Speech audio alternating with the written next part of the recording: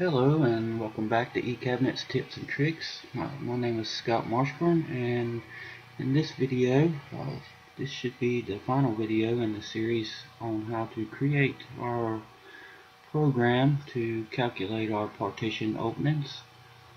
I would like to show you how to create a shortcut on your desktop to quickly access this, but there's a few things that we can do to improve the looks of our little program here. First I want to probably make this right here a little bit smaller, and you can even do some fill in here to just make this look a little bit more interesting.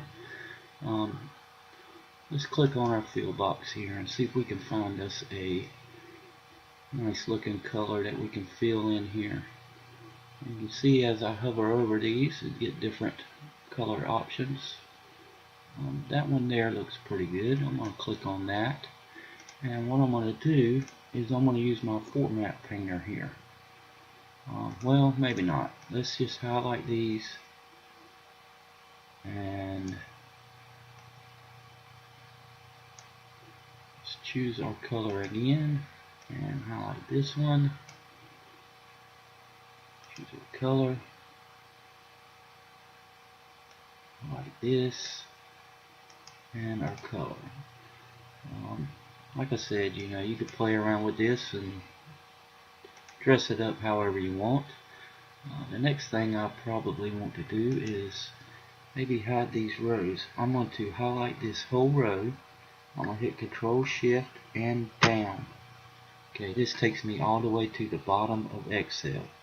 And I'm going to right click and I'm going to click Hide.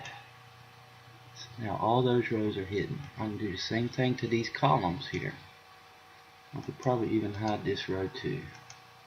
Yeah, that's fine. Alright, so I'm going to click on this column. I'm going to hit Control. I'm going to hold down my Control and hold down my Shift.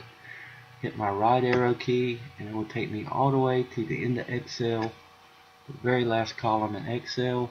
And while it's highlighted, I'm going to highlight the columns and I'm going to click on Hide. Now all of those are hidden. You don't see all these rows up here. You can also get rid of these header rows and these if you wish. Let's see, the way you go about doing that is you click on View and you click on Headings, uncheck Headings, and it hides all the headings. So now whenever you minimize, you don't have all that up there. Another thing you can do is you can minimize your ribbon here. The way you do that is this little arrow right here. So hover over it, it says Collapse Ribbon. You can also hide the formula bar. Go to View, Formula Bar, uncheck it, and now you have even less showing here. So you can make this even smaller if you wanted.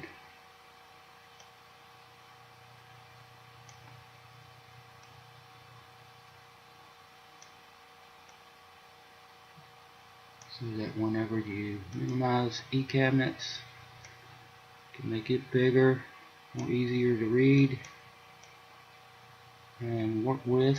And like I said, as long as you've got part of this showing, you can just simply click on it, go back. That's just some ways to help improve on the way this looks. And again, you can do experiment with different color options and different button styles and what have you. But what we want to do now is I want to go ahead and save this, save the changes that I made, and I want to create a shortcut on my desktop. So I'm just going to minus this down and go ahead and minus down eCabinets. I'm going to go to Start, our File Explorer here, and I'm going to go to Documents, And I'm going to go to my folder called eCabinets Tips and Tricks where my file is stored.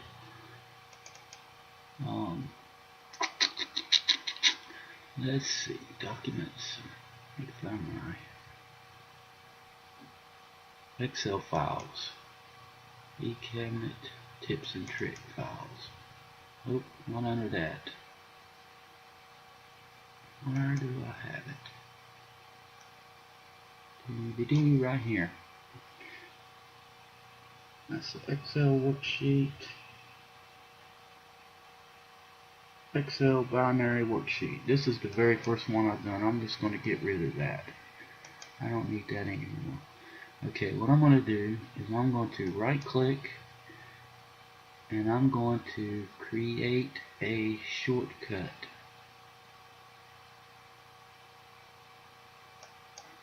Okay, there's my shortcut. Now I can just simply move it to my desktop by clicking and dragging it. So now I can minus this down and there's my shortcut.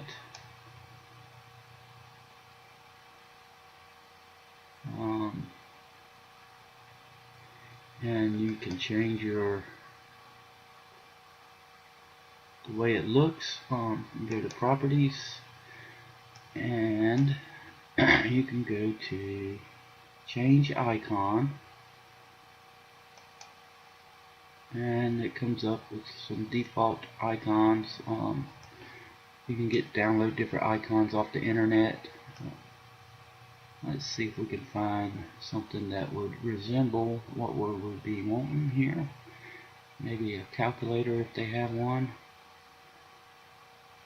Like I said, you can go online and find all kinds of icons that you can use. I really don't see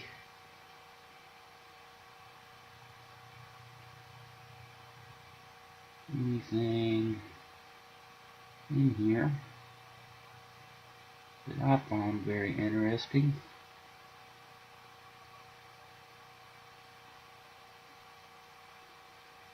So let me just pick one to show you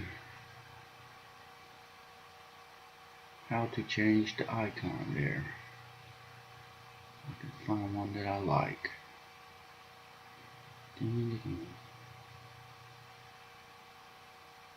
Let's just pick this one right here. And I click OK and apply and OK. And as you can see, it changed the icon. You can also rename this if you want. Just click on rename and you can get rid of that little shortcut deal there. You can call this Partition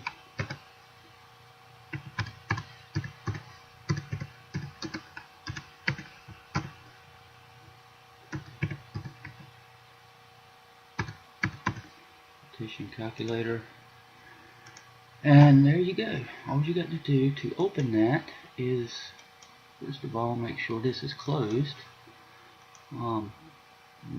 Say for example you're in here working in eCabinets and you need to use your Partition Calculator. Well, simply you just go ahead and get eCabinets ready to use it, and you come over here and you click on your shortcut or double click on it, and there it is. Minimize. Okay, now see, we've got a security warning here, which is good. That's one thing I didn't go over with you, but what this is doing is saying, hey, you know, there's a macro that's going to run in this workbook. Are you sure you want to use it?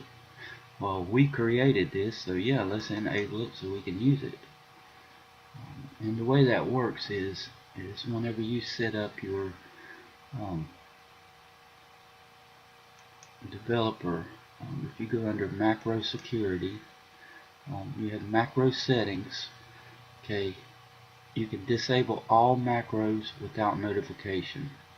You can disable all macros with notification, and you can disable all macros except digitally signed macros, or you can enable all macros, which is not recommended and potentially dangerous code can run. In other words, what that's saying is that, you know, you want to be able to control whether or not macros run when you open a particular file. We wrote this macro. We know there's no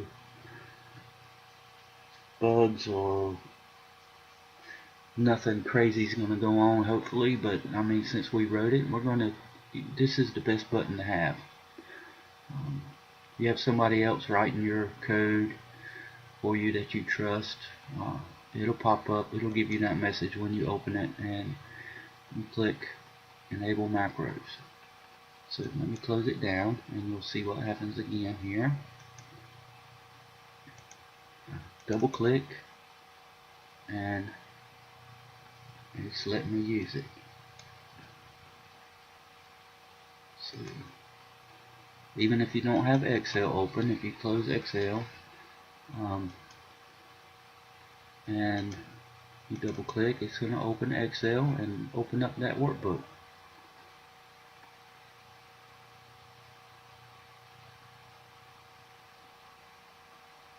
And there it is.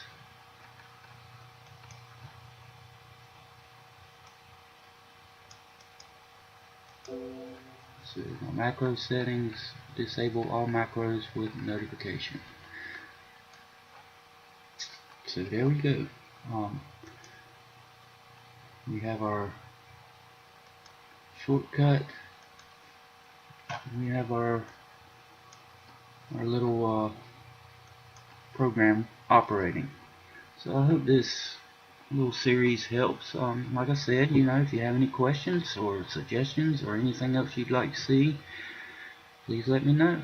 And always, if you subscribe to my channel, you'll get all the latest videos that I post as they come out.